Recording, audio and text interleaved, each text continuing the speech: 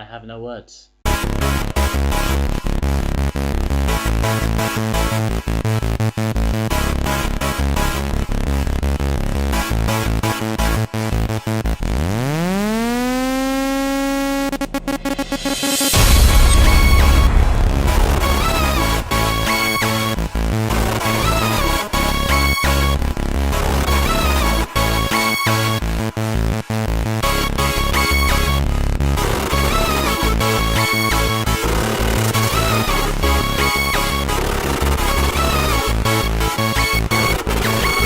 Hello YouTube, I'm Darkest101.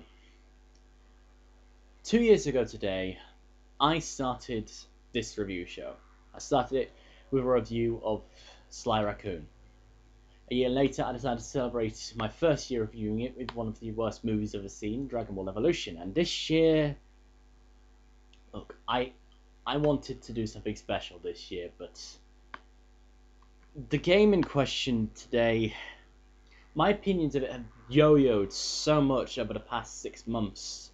This review was meant to come between God of War 3 and Arkham Asylum. But I couldn't do it. I couldn't do it in time for that, and I couldn't... My opinion is outdated on that review. My opinion has changed as I filmed it. And apart from anything else, I overestimated my skills as an editor and as a director for the review in question. So, to you guys, I am deeply, truly sorry that you guys will probably never get to see what I had planned for that time. And to Steam, I know you're probably watching this, I'm sorry that I fucked this up, considering how much effort you put into helping me film this review.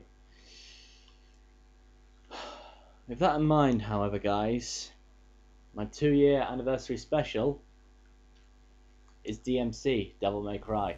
Yes, I planned on reviewing this game before the other Devil May Cry games. Why? Because at the time I was planning on reviewing this game, you guys were asking for a Devil May Cry review, so I was trying to be a smartass. I figured I'd review a game and you fans of DmC series would despise, considering it's a reboot. Why? Because Devil May Cry has a cult following, and rebooting anything with that kind of fan base is tantamount to sacrilege. But fuck, I didn't realise just what I was in for. I've had this game for over 6 months now, and my opinions have been ranging from one of the worst games I've ever played to something on par or maybe slightly worse than Assassin's Creed 2. My opinion has yo-yoed so many times and I'm actually sick of it. This game has haunted my nightmares for too fucking long. No more, I say. I'm putting this thing to rest for good. I've nailed my opinion of this game straight in its heart, and this ends. It ends now, I say. No outside influence, no outside fan input, no influence from other reviewers. This is my solid final opinion of DmC Devil May Cry. Okay, first of all, I know some people complained about how Dante looks in this game compared to the original, and while I don't mind the redesign as much, it's the characterization that pisses me off. The new Dante is literally everything I hated about the old Dante in the early parts of Devil May Cry 3. He's a dick, he's obnoxious, he overcompensates for everything. And this isn't something that phases out during the main game, this is something that carries on all the way through to the end. I'm better looking. Sure it is. Also, I can't keep track of what colour his hair is. In some lights it's white, in some lights it's black, but when it turns grey and I look in his eyes, I can't help but hear this. Top of the morning to you laddies, my name is Jacksepticeye. And the combat system that I really liked in Devil May Cry 3 and kind of like in 1 returns, but it's slightly annoying this time around. Instead of manually equipping weapons from the start menu or swapping different weapons or out between missions, when this game finishes handing you your weapons, Of which there are 5. it just leaves you with them. You can just straight up attack with the base weapon Rebellion, or you can hold down R2 to attack with either the Arbiter or Eric's, or hold down L2 to use the Osiris or the Aquila. Like in the previous games, you also get different guns. The classic Ebony and Ivory, the Revenant. Oh fuck that, I'm calling that thing the Boomstick! Shop smart. Shop S-smart. And the Kablooey. You also get 2 grappling hooks, which are operated by the shoot button in conjunction with R2 or L2. You toggle which weapons or gun you use by using the directional buttons. The fact that you have all of these weapons available to you at all times is actually kind of overwhelming. You're not sure which weapons to use for which situation, you're just left floundering. I mean, yes, you will find your favourites in the mix, but to top that style meter, you need to use the best combos, which will ultimately mean you have to use everything you have at your disposal. It's a similar sort of problem to God of War 3 when you had a whole bunch of different weapons to use. But in God of War 3, you didn't A, have that style meter to worry about, and B, have to hold down a specific button to have a specific weapon equipped. And then there's the setting. DmC looks... well, I don't know what to say about it. The platforming sections are well put together, but the cutscenes just seem a bit lacking. Considering a good half of your time playing through this game is going to be spent watching cutscenes, get ready to be disappointed as all the colours are muted and faded and it doesn't look appealing. It makes you appreciate the action sequences of the game, sure, but it still doesn't change the fact you have to sit through this. And can I say this, not as a fan of DmC, but a casual gamer. Ninja Theory, I know you were going through death threats about Dante's redesign, but this is not the way you respond to fan complaints.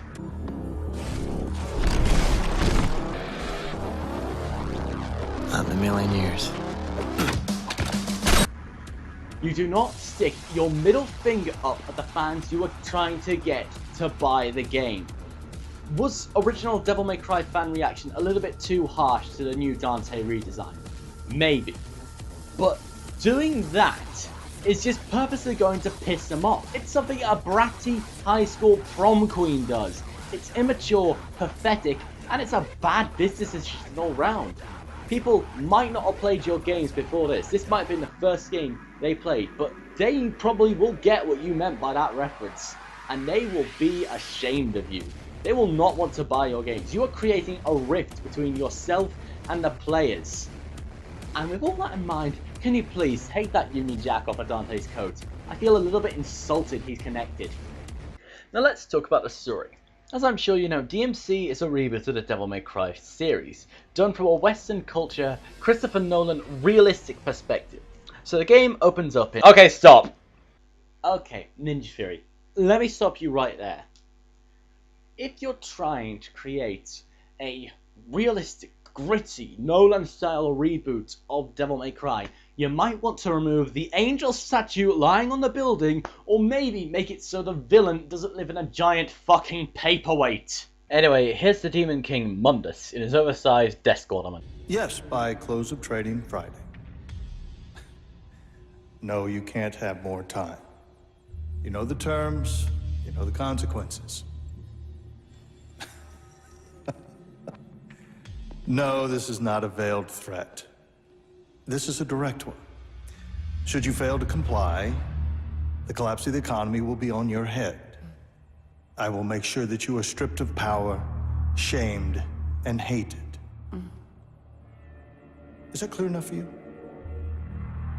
Well, Friday it is then. You have a good night, Mr. President.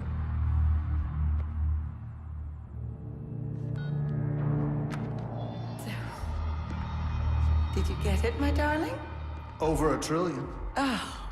Soon I will own everything worth owning. I will control the world through debt. I have absolute power. As a political move, it's actually kind of brilliant. Remember what I said about ruling from the shadows? Mundus sends a hunter demon to kill Dante, the son of Sparta. After an LSD trip that the game tries to pass off as an opening credits sequence, Dante wakes up to the hunter demon's attack, and a medium named Cat helping him through the demon realm of Limbo. After killing the hunter, Cat takes Dante to the Order, 1886, in order to meet the few humans who fight against Mundus' rule. The leader of the Order, a man named Virgil, attempts to persuade Dante to join, knowing more about Dante than one would think.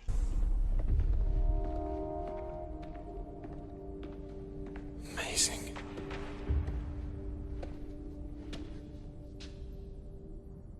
Dante, it really is you?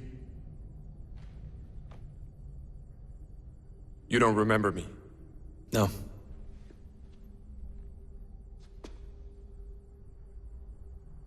How much of your childhood do you remember? Not much. I had meningitis when I was 7. Wiped my memory. Why? They told me I had a car accident that resulted in total amnesia. Age? 7. Your point? Well, meningitis is a human affliction. You are not human, Dante. Technically though, Dante is half human though, right? Right? Dante returns to his family at home in order to recover his lost memories.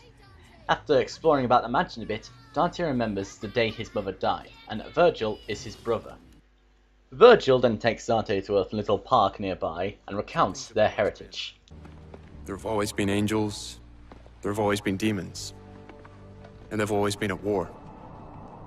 9 millennia ago, one demon rose through the ranks to take power over the Dark Hordes. The strongest, the cruelest, Mundus. But Mundus did not rise alone. At his right hand was his most trusted lieutenant, his blood brother. Sparta. But Sparta betrayed him. He fell in love with an angel, Eva. The secret union between angel and demon was inconceivable. But it happened. And with it came new life. Twin boys. You and I. A hybrid of the warring angel and demon races. And this is where Ninja Theory's plan to make Dante a more realistic and relatable character falls flat on its face. Dante does get a more interesting backstory for ending up placed in an orphanage, and a little angsty it may be, his origins are sympathetic. But that loses all meaning when you remember that Dante is half angel, half demon. He loses all humanity and therefore no longer relatable as a character. You could probably relate a little more to the old Dante because he was half human, meaning you had a little common ground with the guy. The new Dante is half angel, half demon. No human element whatsoever. I'm pretty sure the purpose of the Nolan movies was to make the Batman cast more human. You know, Ra's al Ghul wasn't immortal, Bane wasn't jacked up on Venom, that sort of thing. By removing entirely the human element of Dante's character, you just remove any sense of relatability you have with the character. Virgil, Dante, and Kat plan to bring down Mundus by invoking his anger and luring him away from the source of his power, the portal to the demon realm. They plan on doing this by eliminating the soft drink virility from the world, as it keeps the human race unaware of Mundus' plans, and destroying the Raptor News Network, a monitoring system keeping the human race under surveillance. So setting in motion the first part of their plans, Dante goes to kill a succubus who creates virility for Mundus. That's not a succubus!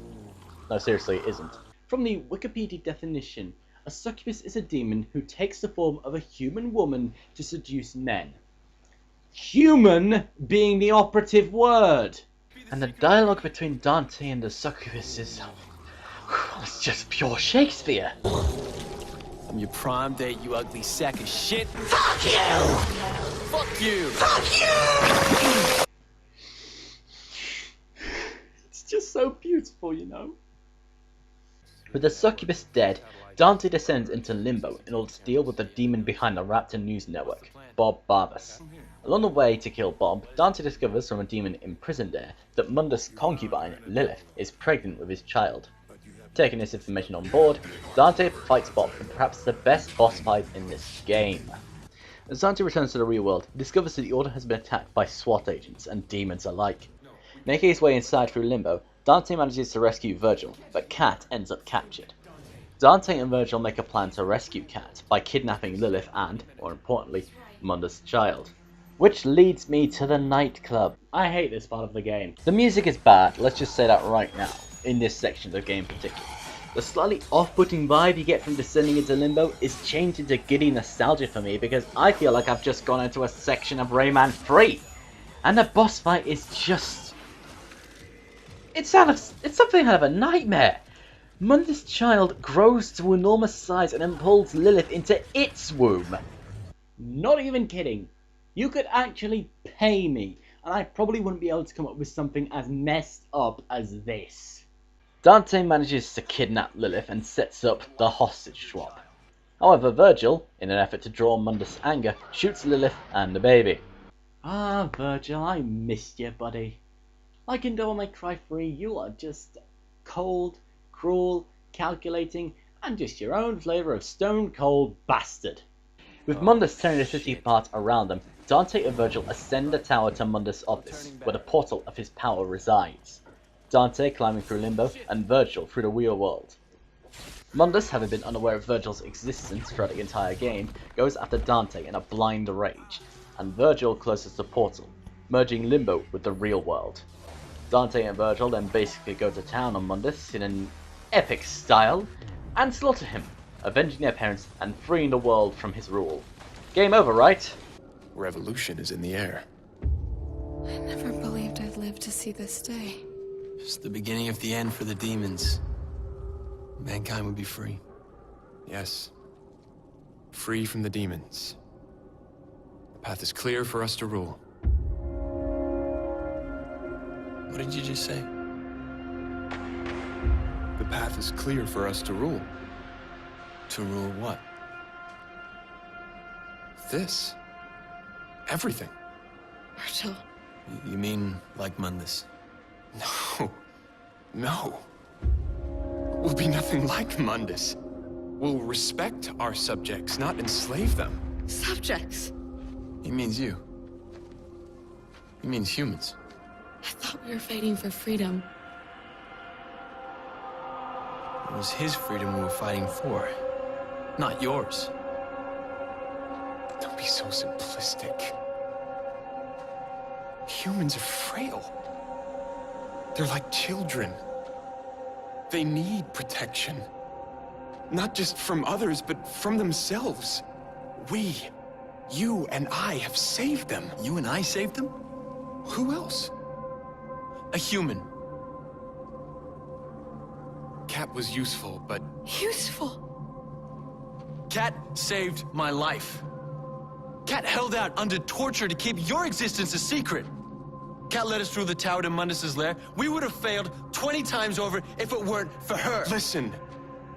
If you can't see the chaos that humans will cause, if you don't want the responsibility of protecting them, then stand aside. I'll rule alone. I didn't help you destroy Mundus so that you could take his place. I can't let you do this, Virgil. And I can't let you stop me, brother. Stand aside. What, you actually think Virgil will remain a good guy? Virgil and Dante duke it out, with Dante eventually coming out on top.